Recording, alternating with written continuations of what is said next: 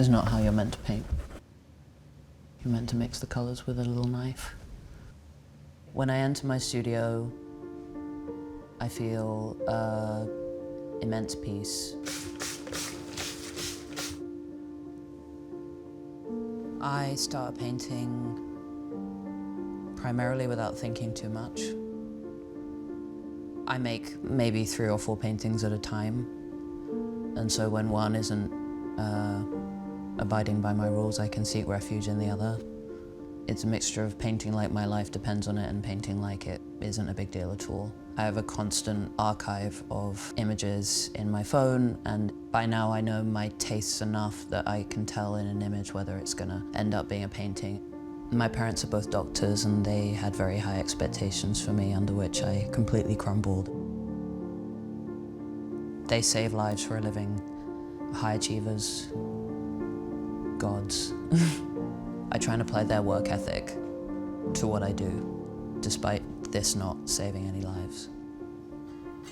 My music just became this thing that I do in the evenings after I get home from the studio, because apparently there's no limit to how much pressure I can put on myself.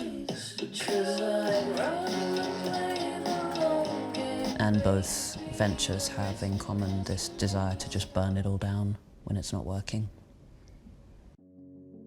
I feel like a lot of my paintings have a distinct lack of human form in them. I try, surprisingly, to take the human out of the equation and find it in objects, or the lack of it in objects.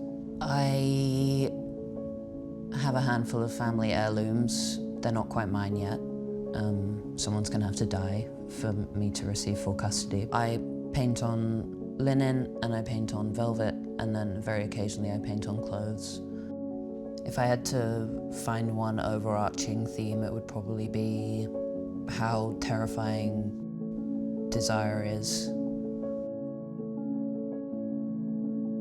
I resisted identifying as a painter for as long as I possibly could, and I had a tutor during my undergrad who said, "I really hate to break it to you, but all the other art you're making is ungodly, and you should really stick to painting."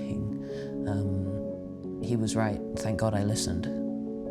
Otherwise, people would have to watch my video art.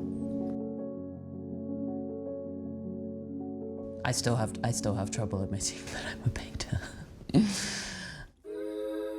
Oh, you'll like this.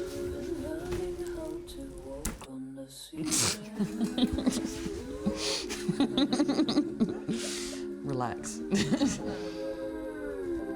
What did I do with my fucking brush? Oh.